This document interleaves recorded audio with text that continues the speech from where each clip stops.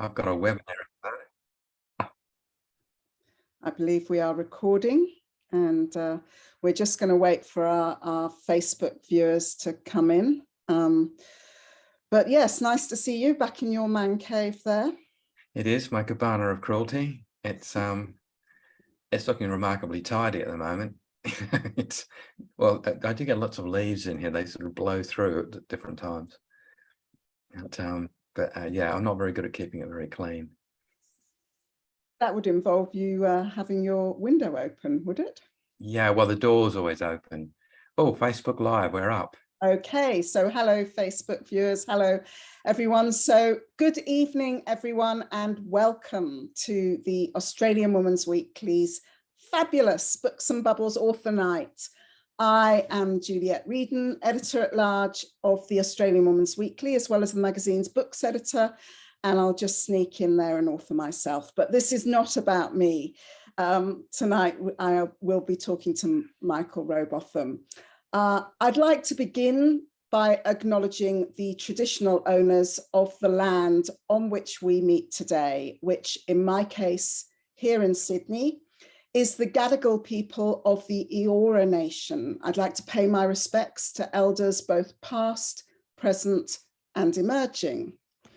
As I mentioned, my guest this evening is crime thriller writer, the wonderful Michael Robotham, and we are going to be talking about his gripping new novel, Lying Beside You. Hello, Michael. Lovely to see you again.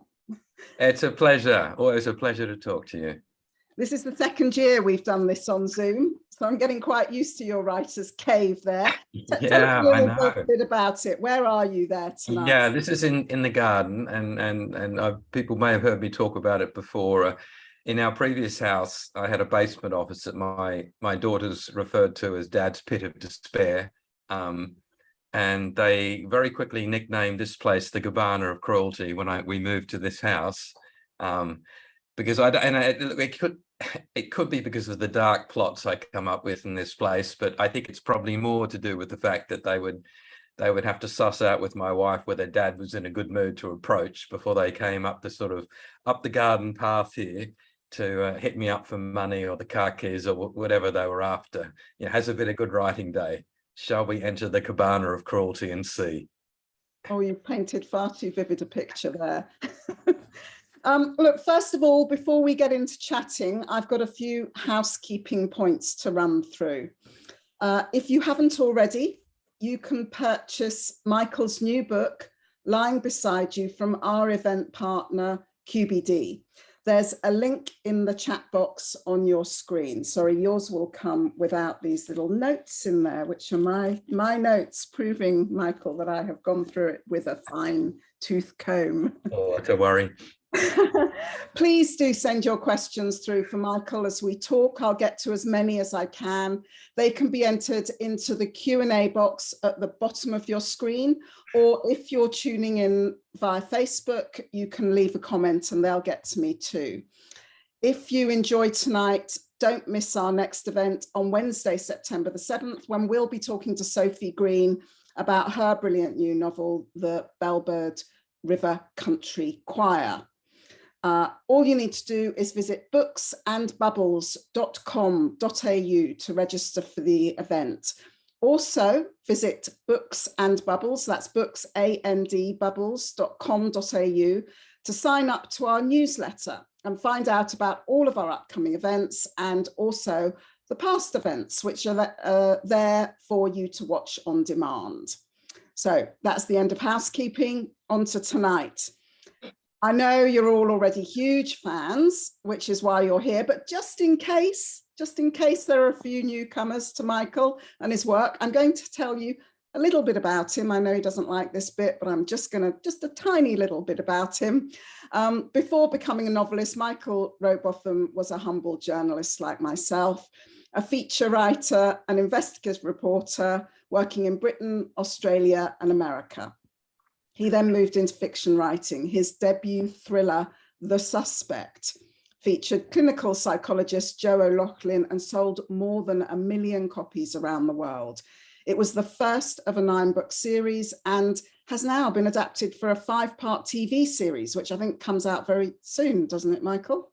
Does at the end of this month in the UK, and I'm waiting with bated breath to hear who in Australia has picked it up and where it will be available in Australia. Well, fingers crossed for that. Your standalone thriller, The Secrets She Keeps, was also, of course, adapted for TV by Network 10 and the BBC. And the second series is on now, isn't it? Is that right? It's streaming on Paramount now, and it will go on to Channel 10 will show it very shortly.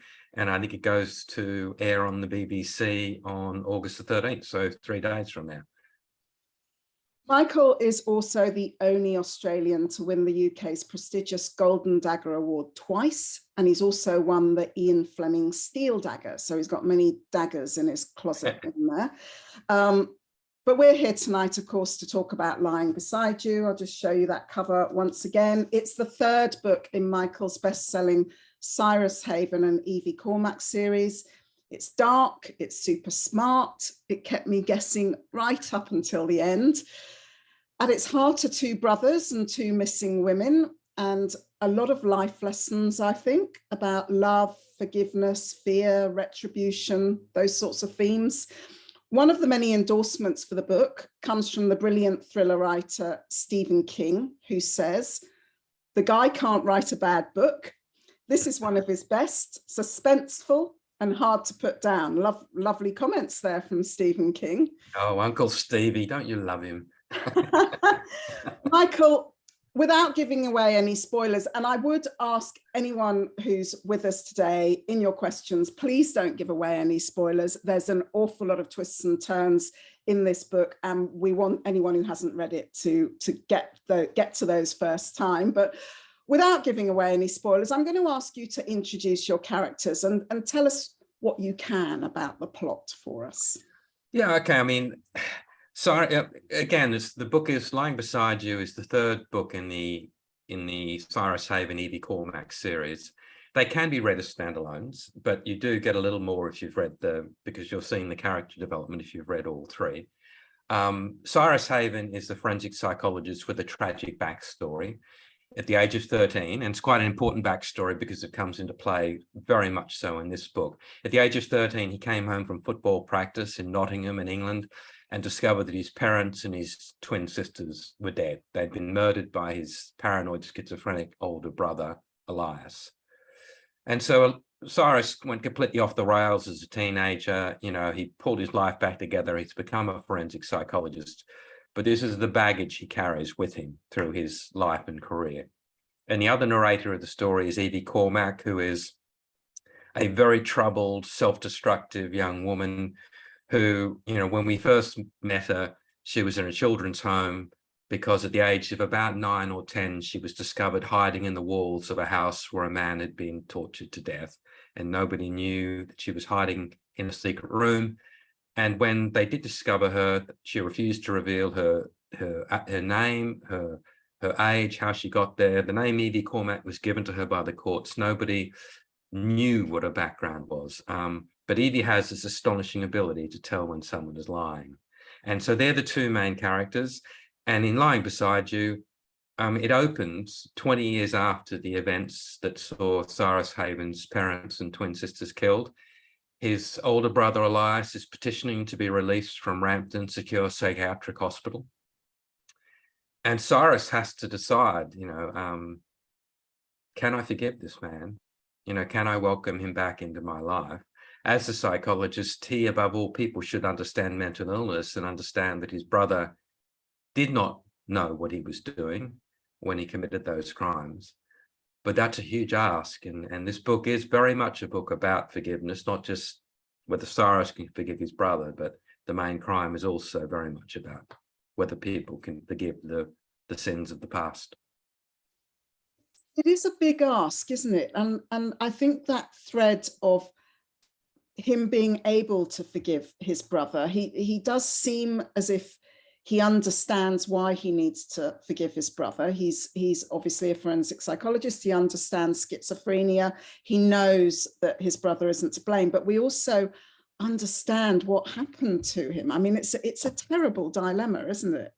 Yeah, it is. And I think most people would have the same have that same attitude? Could they? I mean, it's become one of the great points of discussion in book clubs about this book, about, you know, whether people could forgive someone, you know. And it's funny, I quote, there's a couple of examples that Cyrus uses in the book that are based on real life cases. One in particular, a woman whose only child, a boy, was murdered outside a party, was stabbed to death. And she forgave, in her victim impact statement, she forgave the killer, and she actually hugged the killer, and she collapsed afterwards, and she sort of said, I cannot believe I've hugged this man that's taken my only child away from me. But at the same time, she sort of said that it felt like lifting this enormous burden from her, you know, because even though, I mean, that meant the man was still going to prison for life for what he did, but at least she in her heart had forgiven him. And so I think it's an interesting area, and that Cyrus does discuss this. There is a point at which we forgive, if we forgive people too early, they're prone to potentially hurting us again. If you forgive too readily. But there's also another point where you're the ones that is punished if you don't forgive. You know, there comes a point in time where you have to unburden yourself of that. It's the idea of forgiveness setting you free as well, is it? Yeah, I think in this case it is. You know, I think this is what Cyrus debates, as to whether it will free him up. It will unburden him. You know, he will, some of these sort of, you know, demons that haunt him will be lifted if he forgives his brother. And to a degree, he keeps saying that he does. He keeps saying, I forgive you, I forgive you. But, and then another part of him, you know, inside, do you really? Do you really? I know, it feels like it's too good to be true, and that he doesn't, you're right, it's this idea that he doesn't really, does he?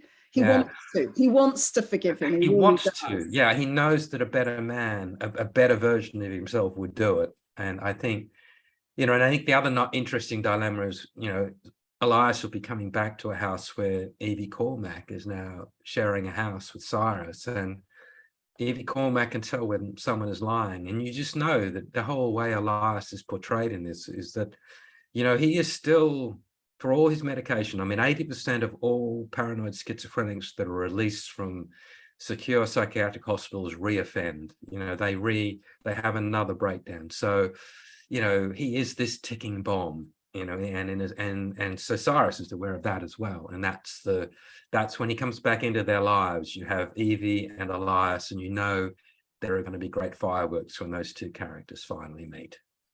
And that's the other thing. You start, there's forgiveness, but then there's letting your brother come back and live with you. I mean, that's an incredible idea, isn't it? I mean, in the last time they were together, he murdered their parents. Yeah, but I guess in the case of, you know, for someone like Elias, his release will be going into halfway. If Cyrus doesn't offer him a home, he goes into a halfway house somewhere, all on his own, you know, with very little support, and the chances of him ever leading a productive life are diminished, if you know what I mean. So the best chance he's got is if Cyrus embraces the challenge and says, no, he can come back and he can live with me. And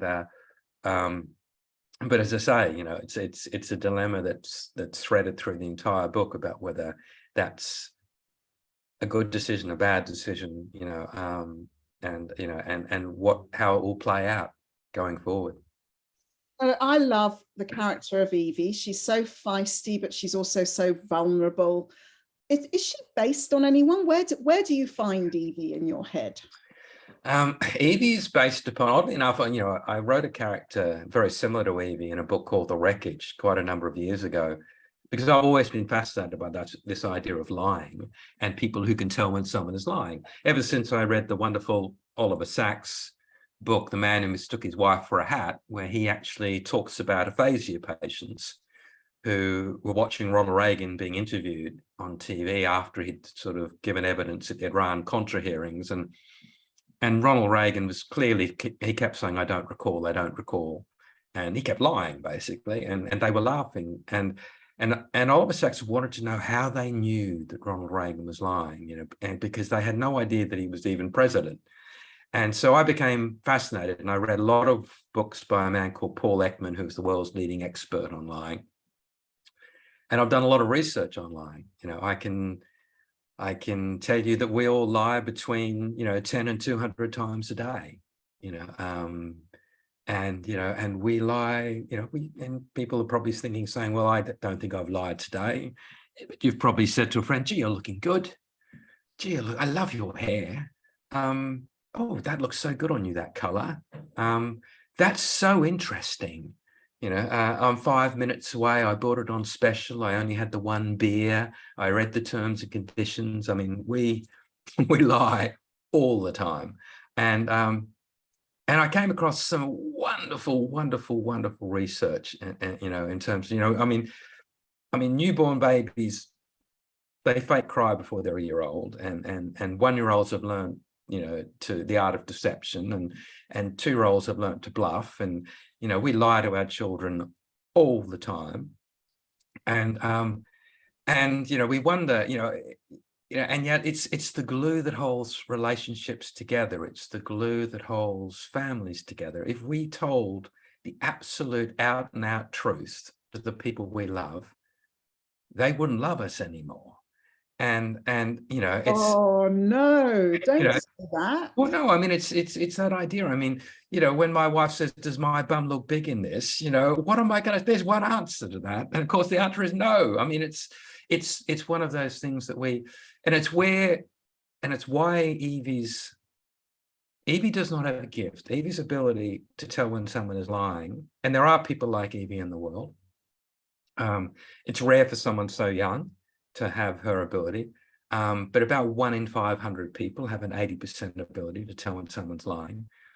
But just imagine going through life as Evie Cormack, when 3 little words like I love you or I miss you, if you know they're not genuine, if the moment they're uttered, that's a lie, what a burden to have to carry through life. That is such a burden, because, we tell our children, that's the best drawing ever. That's the best painting. You are the... I mean... Oh, stop it. Look, we learn a little bit more about Cyrus and a lot more, I think, about Evie this time. Do you decide, they're evolving characters, aren't they? Do you decide which bit you're going to reveal each time? Yeah, I don't have an overarching character arc for either of them. I mean, the reason, I had to do a second book after I read Good Girl, Bad Girl, because I realized I'd got to 110,000 words and I revealed a lot about Evie, but hadn't revealed who put her in that secret room where the man had been murdered.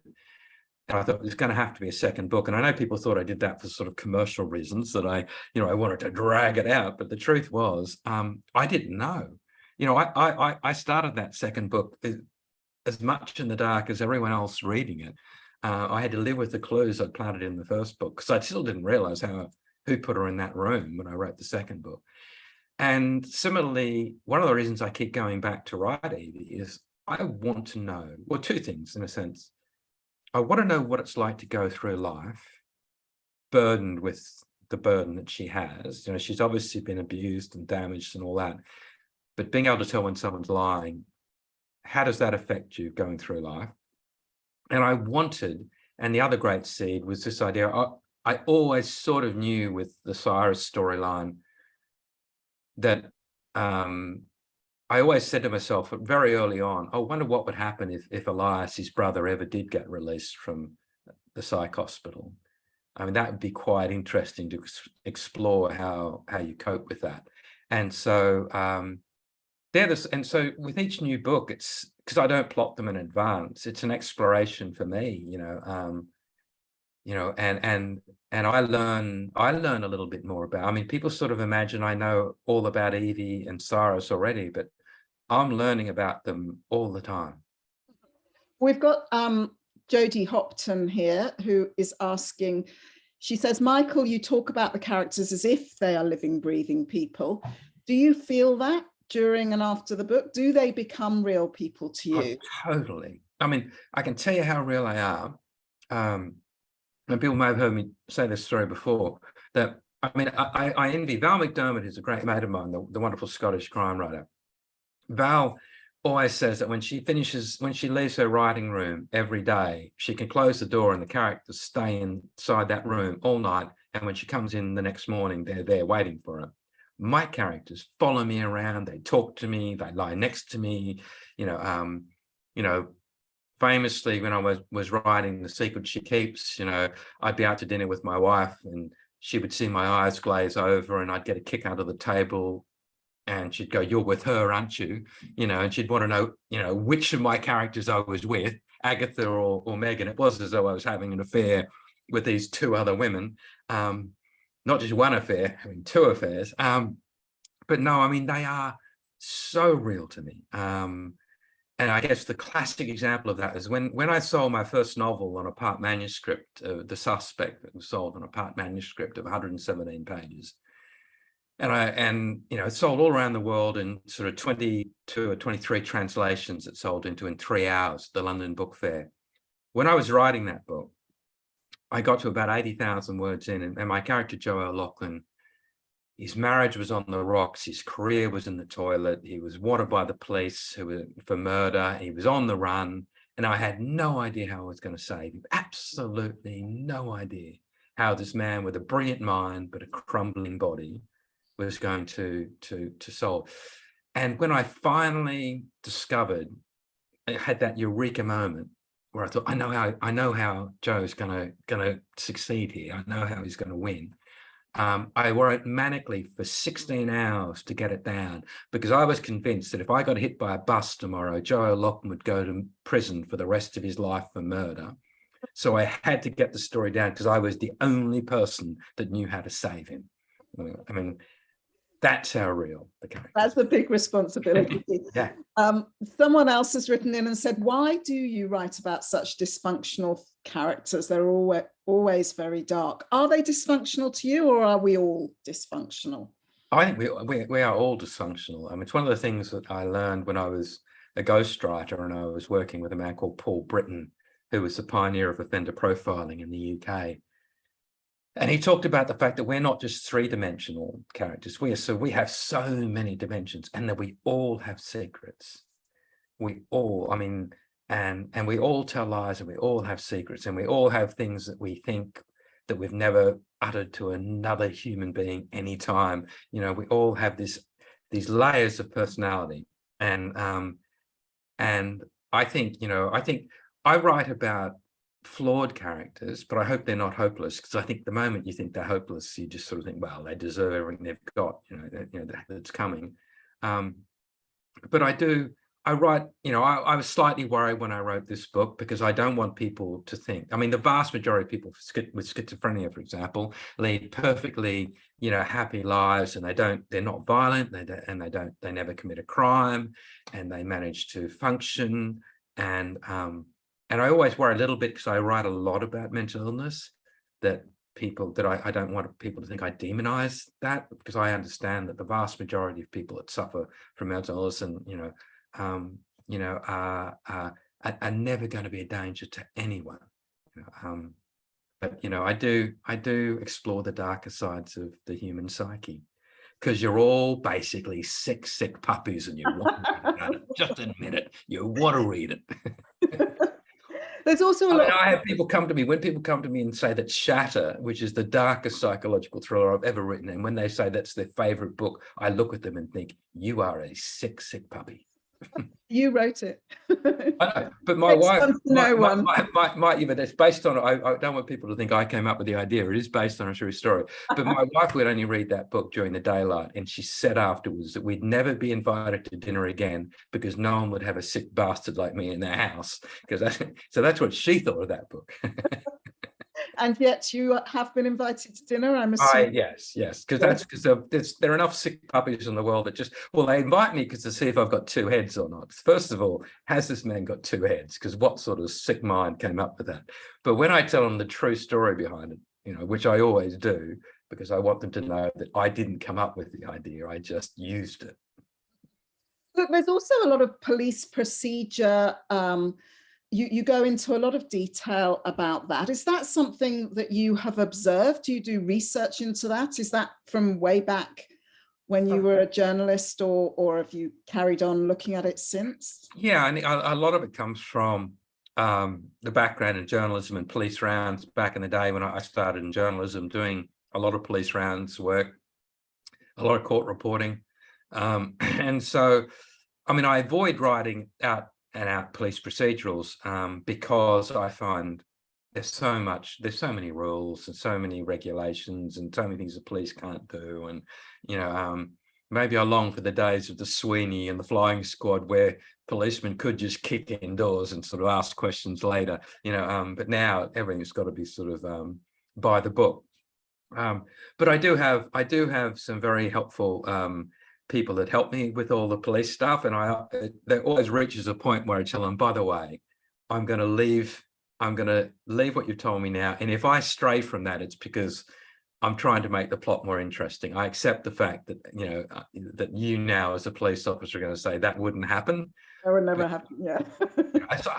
I mean, there must be doctors that watch medical dramas all the time that just sort of throw their hands up in despair saying that would never happen. You know, lawyers in courtroom dramas throw their hands up. You know, I mean, it's at the end of the day, we're trying to write entertainment, and you accept the fact that occasionally you're going to have to bend reality a little bit to make the plot work. And in this one, there's a post-mortem, for instance, quite a brilliantly observed, I think, post-mortem. And this line stuck with me. In life, she had been young and vital, but death has bruised her eyelids. It's such a visceral description, isn't it? Have you seen a post-mortem? Yeah, it's funny. I was a very, very young journalist, not even, I might have just been 18 years old, and I started work for Fairfax in Sydney. And I was sent down to cover the coroner's court, and a very famous New South Wales coroner called Kevin Waller decided to take me to show me an autopsy on about my third day working at the coroner's court.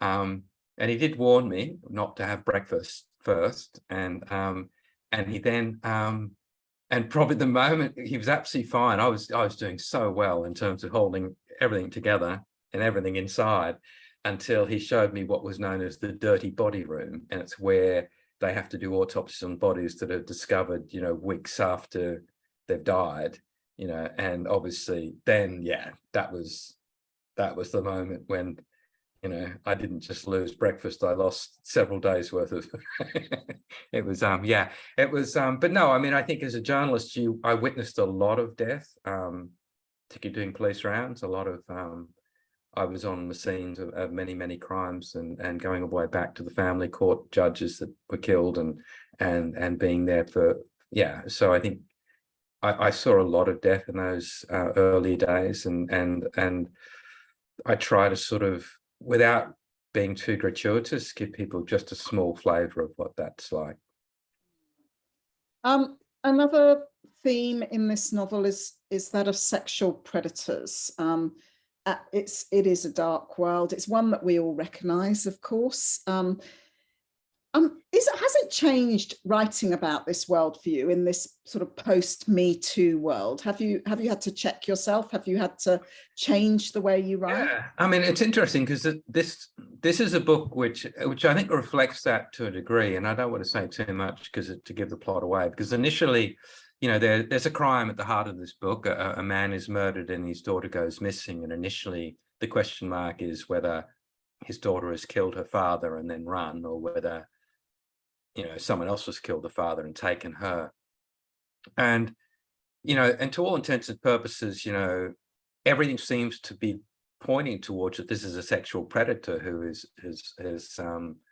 targeting particular women for a particular reason.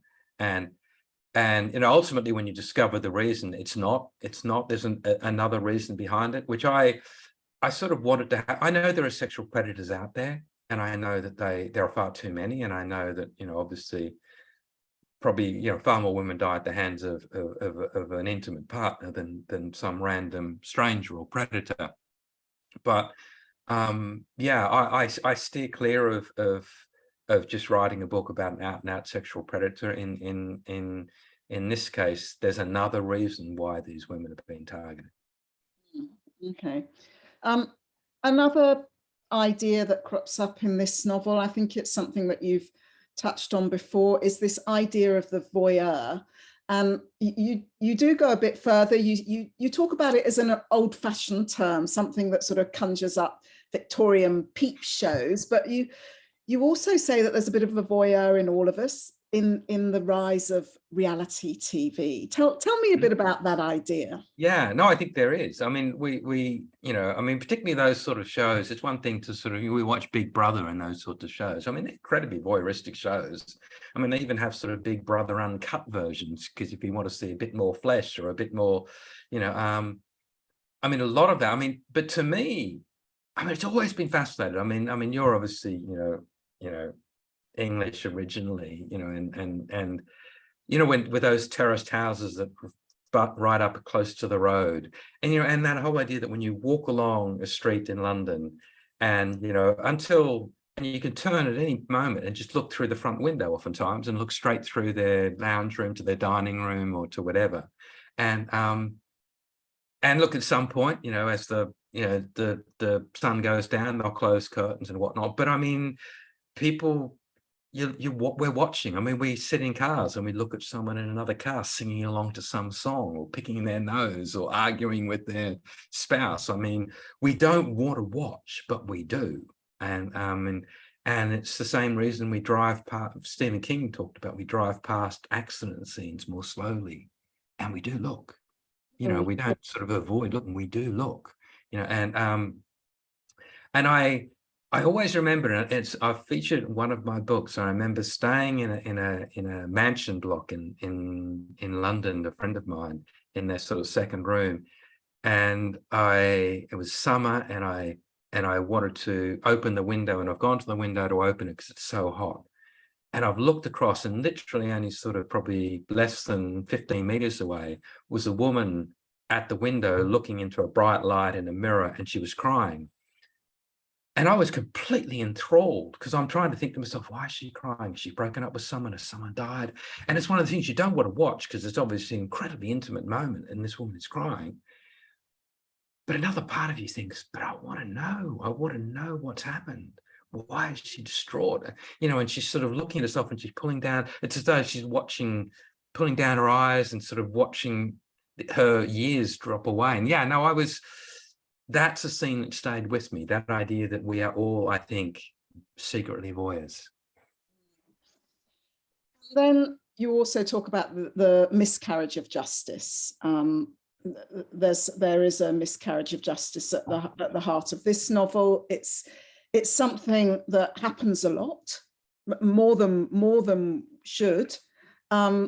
Was it something that you wanted to focus on particularly? There have been quite a lot of cases recently, haven't there? Yeah, no, it's always that. I mean, it's one of those things I've often had discussions, or I call them arguments, with friends of mine, and it's based on, I can't even think of it. I mean, I wish maybe you can remember, Juliet. I actually quote the famous sort of doctrine associated with this, in terms of, whether it be, that it's better for 10 guilty people to go free than for one innocent person to be convicted. Yeah. And there are some people that simply say, no, I don't want to see 10 guilty people go free. I'd rather see an innocent man go to jail than see 10 people go free. Mm. And I'll be, but hold on, what if you were that? What if you were the innocent person? Yeah. What if it was someone you loved? And it's but it's this where. And it's one of the reasons, I could never support the death penalty, again, because there are too many miscarriages of justice. I've seen too much corruption in the courts. I've seen too many mistakes made for me to think that, if we could come up with a completely infallible system, then you can think about having, potential death penalties as punishments, if that's what rocks your boat. But we don't, and too many mistakes are made. But and so it's one of those, I do like playing that moral dilemma thing about whether, because, and it's like people are quite willing to sign away their freedoms when it comes to, particularly after 9/11 and in terms of greater surveillance of our internet, greater surveillance of our emails, greater, as a journalist, I fear that, because I see what can happen in countries when totalitarian states take over, and you have to see where America's heading at the moment to know, it's not a case of we'll always be safe. We'll always have a free media and a vibrant media, and we'll always have privacy laws, and we'll always, so I think we do have to protect our privacy, and we do have to aim to not make mistakes, and that I would rather see 10 guilty people go free to see the innocent person go to prison. Okay. I'm definitely with you there. And one thing that Elias missed out on, you point out, when he was being locked away, is the advent of social media. And that sort of struck me, because I thought, this world where social media doesn't exist, it shouldn't. We, of course, you and I are old enough to remember a world where social media doesn't exist, but a lot of your younger readers will not be able to understand that world. Do you wish that social media didn't exist? Oh, I think there's been, look, it's social media. I think, yeah, probably yes. You asked me now. Well, I would like to. I think we could solve social media very, very, very easily, and that simply make sure that you cannot comment on any post unless you are officially verified that it's your name and you have something to prove exactly that you are the person commenting, and you are not some faceless invented person who decides they want to troll someone just for the kicks.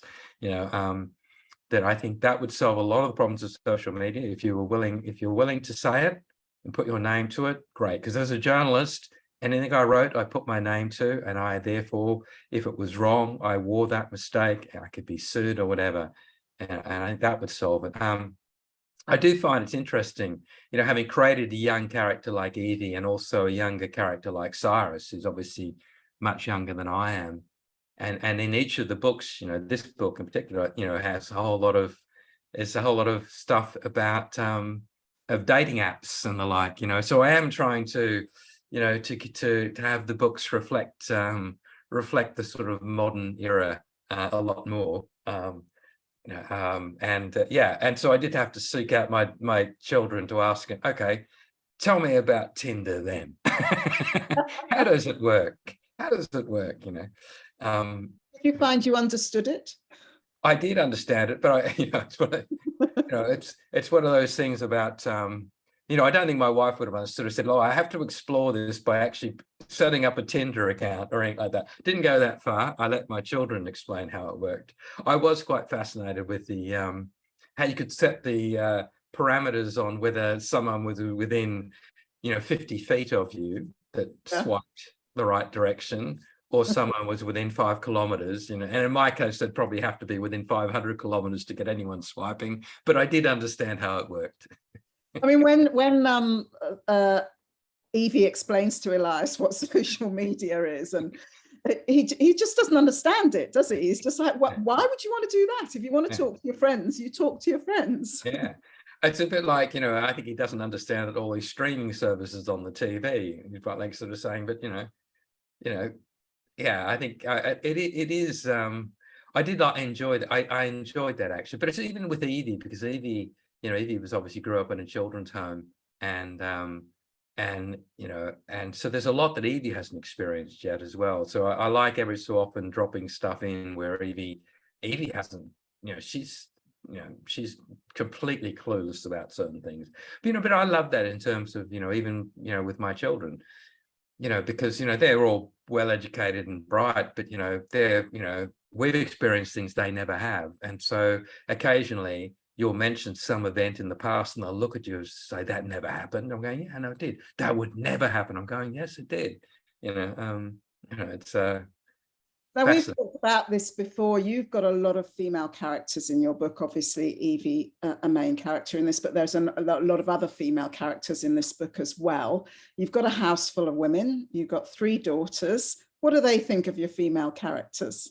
I think there's a bit of Evie in, a bit of my daughters in Evie, I should say. I mean, none of them, thankfully, are as damaged as Evie. I don't know, who knows? They'll go into therapy later and probably claim they are.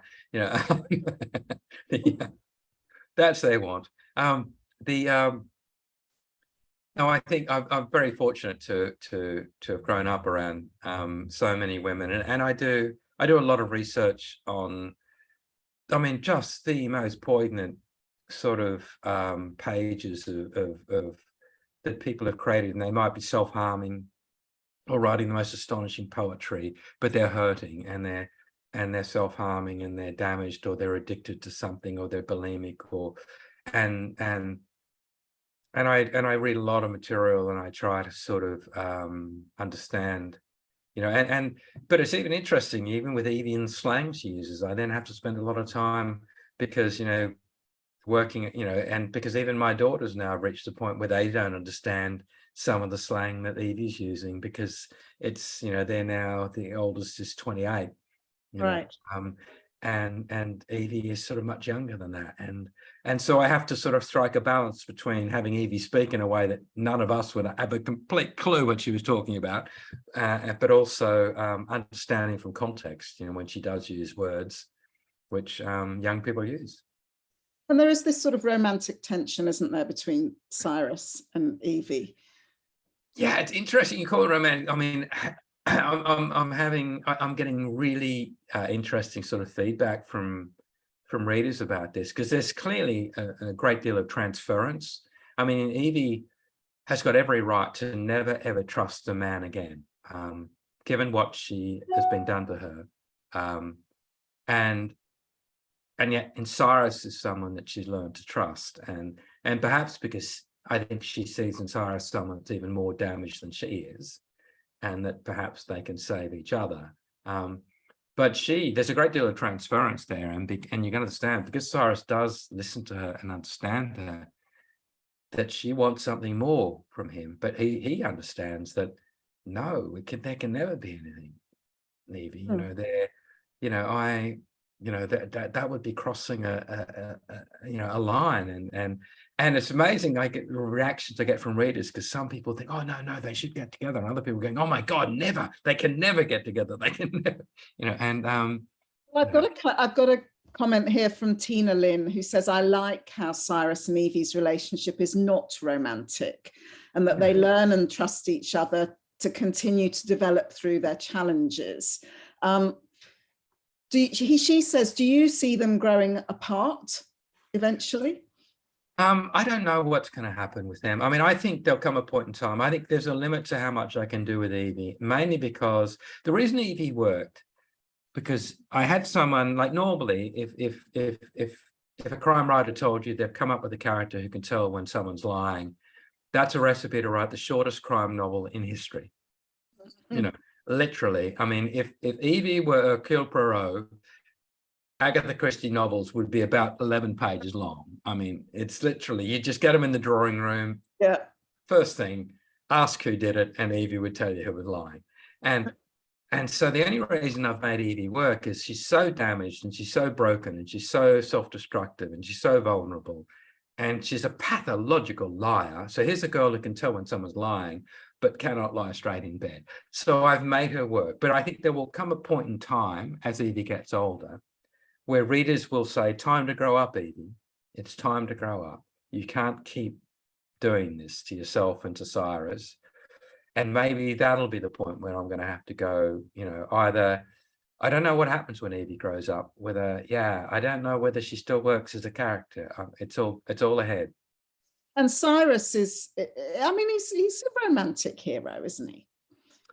Yeah, I'd like to see Cyrus happy. I mean, is there I'm writing another book with Cyrus and Evie now, and I think I've just found another love interest for Cyrus, which is going to piss Evie off, but that's Evie. And is there a lot of you in Cyrus? Oh God, no, I don't think so. I mean, I think there was more of me in Joe O'Loughlin. I mean, he was probably closer in age. When I wrote Joe, we were about the same age.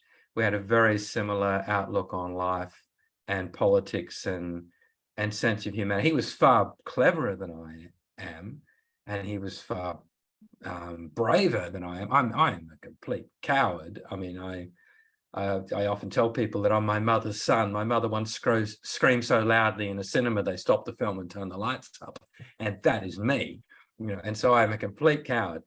But I mean, the reason that Joe O'Loughlin used to always get in trouble with the love in his life, Julianne, was because she would say to him, why couldn't you be the person that runs the other way yelling for help? Why do you have to be the person that charges into the burning building?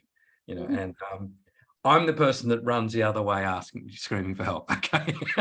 Writing about the person who went into the building. Yes. So there's a wish fulfillment. There's wish fulfillment in all of my characters. There's they're braver and brighter than I am. Now, Helen Cameron is asking, how long does it take you to write a book, and do you write every day? I write every day, and it normally takes me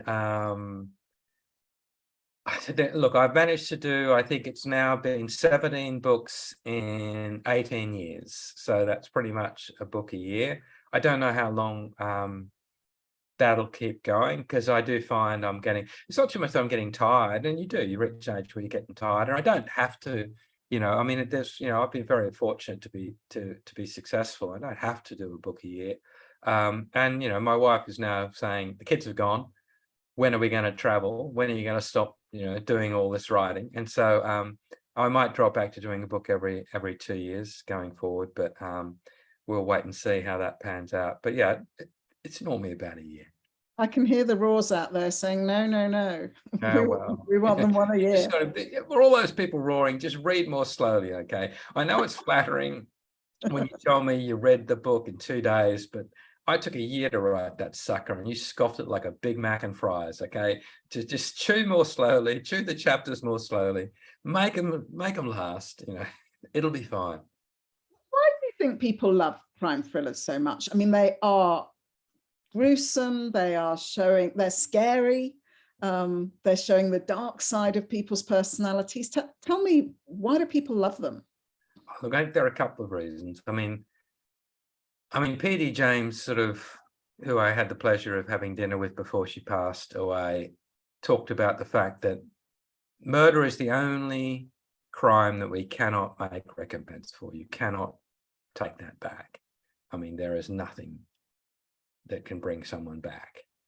And so that fascinates us. And she felt as though we were all capable of pulling that trigger in the right circumstances, pushed hard enough to save someone we love. We would pull that trigger and kill someone.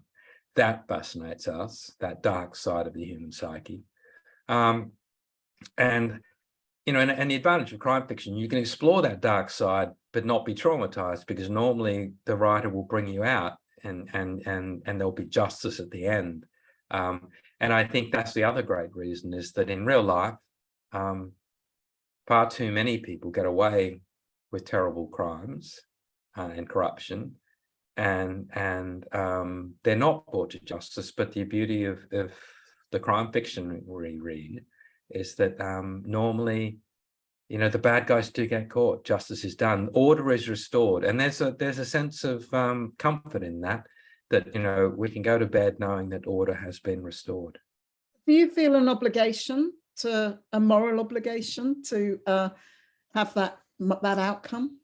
I feel a moral obligation that I'm not, particularly when I write a very dark psychological thriller, that I'm not going to take you into a really dark, scary place and leave you in there, or abandon you in there, or traumatize you, because there are things that, and often I'm not writing about things that will traumatize you. What's happening is that your imagination is doing all of that. I'm just putting you in an incredibly suspenseful situation, and your imagination is then ramping that up.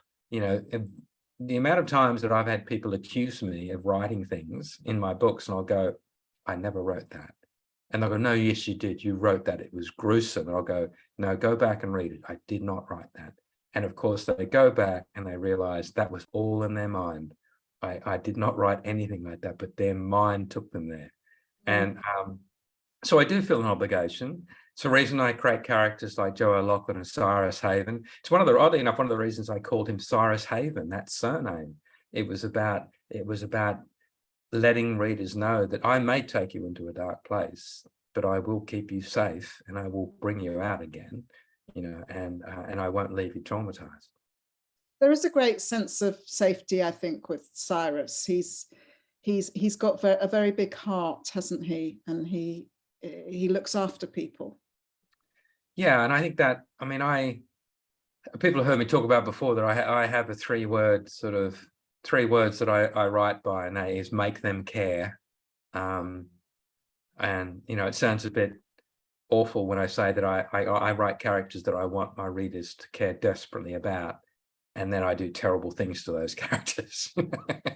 But I love the characters too. I mean, I love them too, and it's and I think Cyrus is someone, and I think you need that if you're gonna write psychological thrillers. You need a character that people. I mean, I think one of the nicest comments that I've ever seen about one of my books was by Linwood Barclay, the Canadian writer.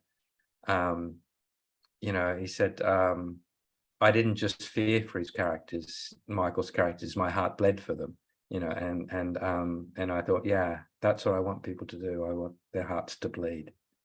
And I think it's also the baddies as well. They're not baddies, are they? That everyone has a reason for what they're doing, and it's a painful reason, and we do get to understand what drove them to that point. Yeah, that's right. That's always been very important for me, and this comes back, going all the way back to when I was a ghostwriter. My sort of second career after journalism was ghostwriting, and I worked with Paul Britton, who was the forensic psychologist that pioneered offender profiling in the UK, and the TV series Cracker was based upon Paul Britton's work. And one of the things that Paul taught me was, even I remember, one of the most celebrated cases that Paul Britton worked on was Fred and Rosemary West, the House of Horrors. And when they unpacked Fred West's past, I mean, there were 3 generations of incest running through his family.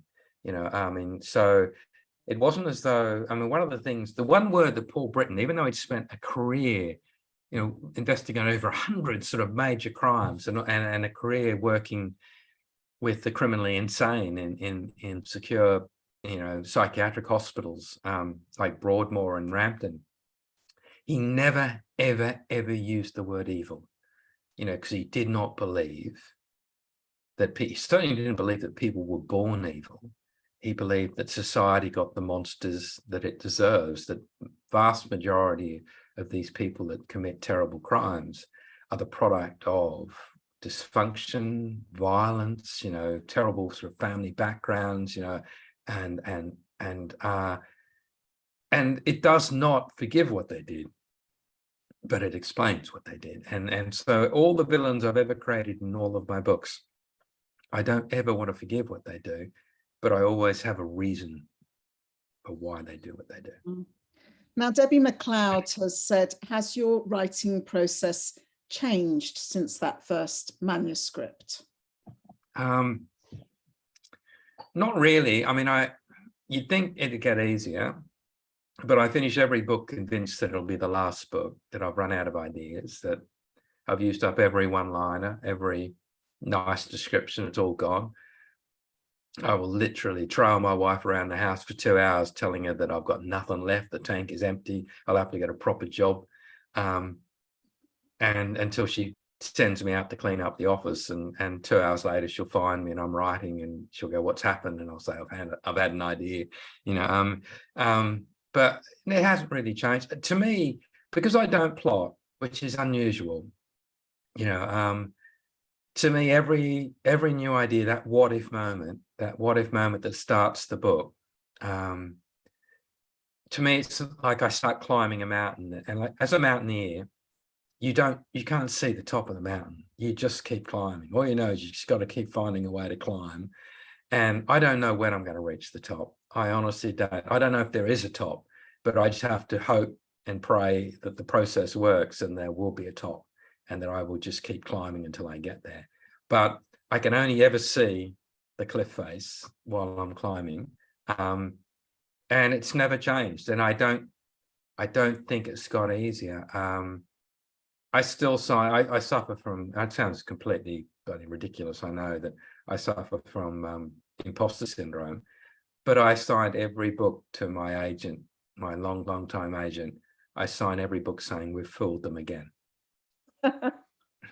Scott Mitchell says your crime novels are wonderfully crafted and have amazing twists, and he thanks you for that. But he says, have you considered writing a different genre?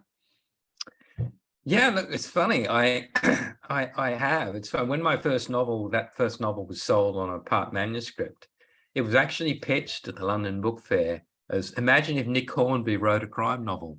Because I've always, there's quite a bit of humor in the novels. As anyone that's read them, I will always put a lot of humor in them. And so I do have ambitions of writing a sort of a David Nichols stroke Chris Cleave stroke Nick Hornby-esque type, romance drama, but, maybe something like that, Where but nobody dies? Sorry? Where nobody dies? Yeah, wow, there might be a death, but, it'll be, but maybe they won't be murdered. Maybe it'll be just, it'll be someone has a terrible disease or something. I don't know. But I mean, but yeah, a rom-com type story. I don't know. I mean, it's and it's a bit like people often ask me, if I'm ever going to set a book in Australia, and I will. I have the greatest ever unpublished Australian novel in my bottom drawer, which I will pull out and rewrite at some point. Oh, well, we can't wait to see that. Look, I'm putting you on a desert island. You can only take one book with you and one luxury item. What are those two things? Oh, one book. Oh, God. I mean, you're going to say one book. You're going to choose the biggest anthology you can find, aren't you? If it's got one book, it's got to have all blank pages. But can I take a pen? Oh, you're going to write. Can my luxury item be the pen? Because if I can't write, then you may as well. If the pen runs out, I'm stabbing myself with it. That's it. So it's going to be blank page book and a pen, because I write longhand anyway. So to start with, so that might have to be it. Otherwise, I mean, my favorite. I've just done this recently. The book that I probably reread most often is A Movable Feast by Ernest Hemingway, a posthumous memoir. And I remember being in my early 20s when I first went to Paris. And that's a book about Hemingway living in Paris in his early 20s, married to his first wife, desperate to write his first novel, mixing with the likes of F. Scott Fitzgerald and Gertrude Stein and Ford Madox Ford. And I mean, it was an amazing time to be in Paris in the 20s. I've been to every cafe and I've been to every bookstore and I've been to everywhere that Hemingway lived. And I used that book as my tour guide, and I wanted a little bit to rub off on me because I thought I too want to be a writer one day. And it's a book also with wonderful advice for writers as well. But that's the book I read most often. But I think the book I take to the desert island would be blank, as long as I could take a pen. Thank you. What a great book. I mean, God, I'm sure. And if someone washed up, I could call them Friday and write this amazing book. Yeah. Well, maybe you can put it in a bottle and send it off. That's true. Look, thank you, Michael. It's been wonderful to talk to you. Thank you to all of our partners at Hachette and QBD. And thank you, everyone out there, for coming. And just once more, some housekeeping. If you haven't already, please do purchase Michael's new book, Lying Beside You, from our event partner, QBD. There's a link in the chat box on your screen. If you've enjoyed tonight, don't miss our next event on Wednesday, September the 7th. We'll be talking to Sophie Green about her new novel, The Bellbird River Country Choir.